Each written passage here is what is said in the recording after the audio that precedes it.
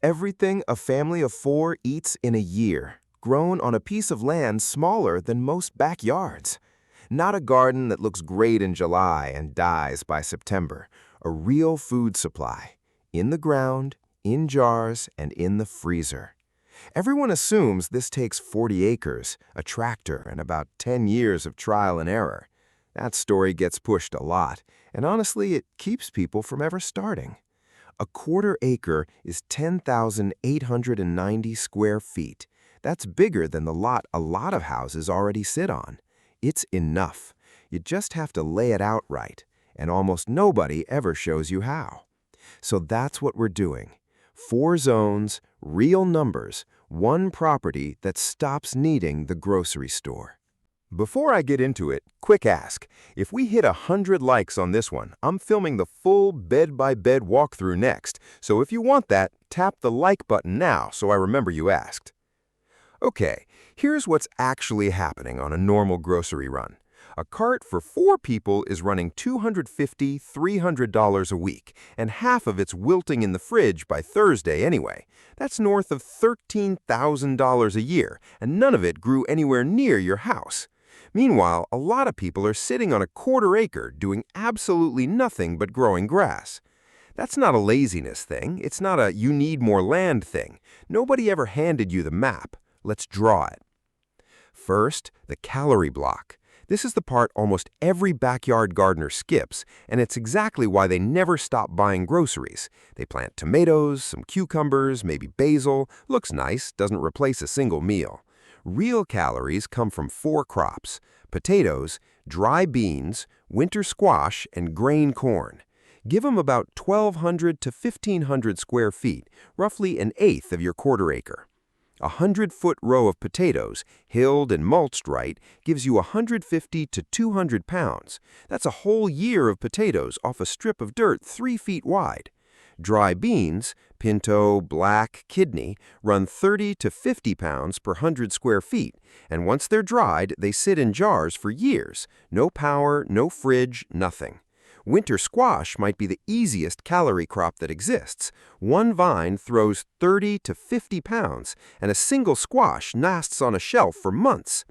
Grain corn, dried and ground at home, replaces store-bought cornmeal for pennies a pound. Rotate those 4 every year, and that one block covers real carbohydrate calories for 12 months. Not a garnish, an actual food base. Second, the protein stack. This is where people usually overreach. They picture a cow, a couple pigs, a whole flock of chickens, and then the feed bill shows up and reality sets in fast. On a quarter acre, protein isn't about land, it's about stacking. Bottom layer, a warm bin, maybe 2 feet by 4 feet, eating your kitchen scraps and turning them into fertilizer for the calorie block. Middle layer, a few rabbit hutches. One doe and a buck can realistically put out 30 to 40 kits a year on hay, scraps, and forage you're already growing. That's 200 plus pounds of meat off a space smaller than a kiddie pool. Top layer, 6 to 8 laying hens in a mobile coop, giving you 4 or 5 eggs a day, fed partly off your own kitchen waste. The whole stack fits in under 80 square feet, and the output across a year genuinely covers a big chunk of a family's protein, sitting on one corner of the yard, while the calorie block handles the carbs. Third, the kitchen garden. This is usually what people start with, and that's fine as long as it's not the entire plan. A 400 to 600 square foot bed of tomatoes, peppers, greens, onions, garlic, herbs. This is your fresh eating, your salads, your sauces, the stuff you'd normally be paying grocery store markup on every single week. Keep succession planting greens every couple weeks, and this one bed can carry you fresh produce for close to 9 months a year. Fourth, and this is the one nobody ever films, preservation. This is the difference between a garden that feeds you in August and a system that actually feeds you in February. Skip this and everything above is just a summer hobby. 3 things do the job. A pressure canner, a good one, lasts decades, turns your beans, sauces, and stock into shelf-stable jars for a year or more. A basic dehydrator, barely costs anything to run, turns extra squash and fruit and herbs into pantry stock at almost 0 cost. And a root cellar. Doesn't need to be fancy, an insulated basement corner or even an old chest freezer buried in the ground. Holds a steady, cool temperature that keeps potatoes good 6 to 8 months, squash 4 to 6, garlic almost a full year.